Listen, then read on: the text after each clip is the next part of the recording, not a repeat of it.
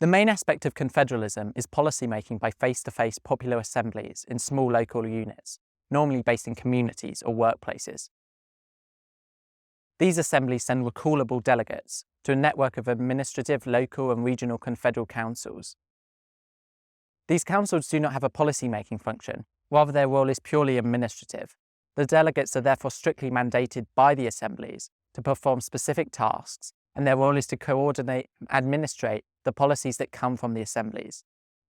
They therefore do not have the power to make policy themselves, unlike representative democracy. This reorders power. Rather than decisions coming from the top down, decisions come from the bottom up.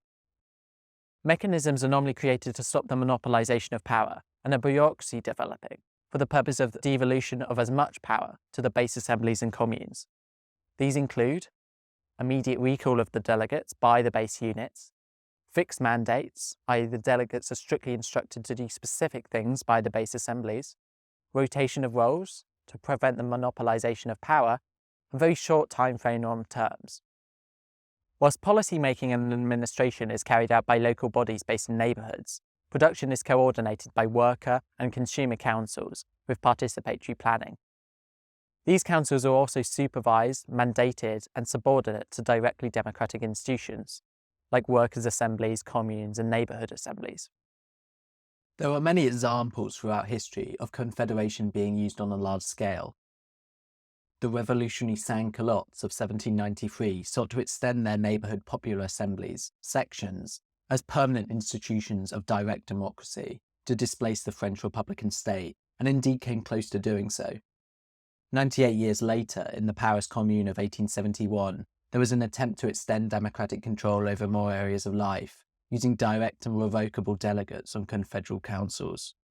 The Communards' vision for France was to create a nationwide confederation of cities and towns to replace the Republican state, a commune of communes. In answer to Bakunin's provocation that, given the Germans number about 40 million, will, for example, all 40 million be members of the government, Marx replies, certainly, since the whole thing begins with the self-government of the commune.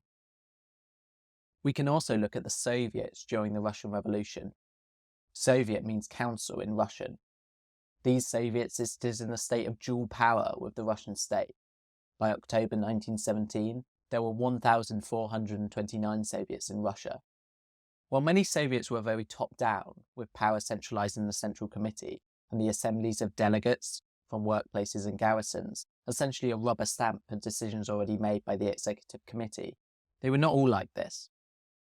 For example, in the Kronstadt Soviet, there was genuine grassroots control, with deliberation happening in assemblies and the Executive Committee being a coordination mechanism, rather than where power was focused. This hugely important Soviet was also where an insurrection against Bolshevik authoritarianism and for a return to Soviet power was brutally crushed in 1921. A large number of other revolts, based on workers' councils, have also used a confederalist mode of organisation, from the failed revolutions that followed the First World War to May 1968 in France or 1956 in Hungary. We can also look at the Maknovist territory from 1918 to 1921, which contained 7.5 million people, or the Korean People's Association in Manchuria from 1929 to 1931, as examples of mass confederalist projects. Perhaps the largest example of confederalism being used was during the Spanish Revolution, where worker and peasant assemblies and committees took charge of production and local administration. In Catalonia, where 2/3 of Spanish industry was, 70% of companies were taken under workers' control. As Gaston Laval comments, everything was controlled by the syndicates, but it must not therefore be assumed that everything was decided by a few higher bureaucratic committees without consulting the rank-and-file members of the union. Here, libertarian democracy was practiced. As in the CNT, there was a reciprocal double structure, from the grassroots at the base, upwards, and the other direction, a reciprocal influence, from the federation of these same local units, or the level downwards, from the source back to the source. For modern examples of confederalist modes of organisation, we can look at the Zapatistas, who from 1994 have controlled significant territory in Chiapas through the rebel Zapatista autonomous municipalities. In these territories, decisions are made by popular assemblies, which form federations with each other. A key Zapatista principle is lead by obeying, meaning that those on municipal councils or the councils of good government do not make decisions as representatives, but rather as delegates, and members of these structures are frequently rotated and can be stripped of this role by the assemblies. Finally, the Kurdistan freedom movement has adopted and put into practice confederalism on a large scale. Democratic confederalism, democracy without the state, aims at a non-state decentralized confederation of communes and neighborhood assemblies based on grassroots direct democracy, whereby the existing state becomes redundant. In this ideology, when regional and national decisions are made, confederation is used to ensure that power remains with the base.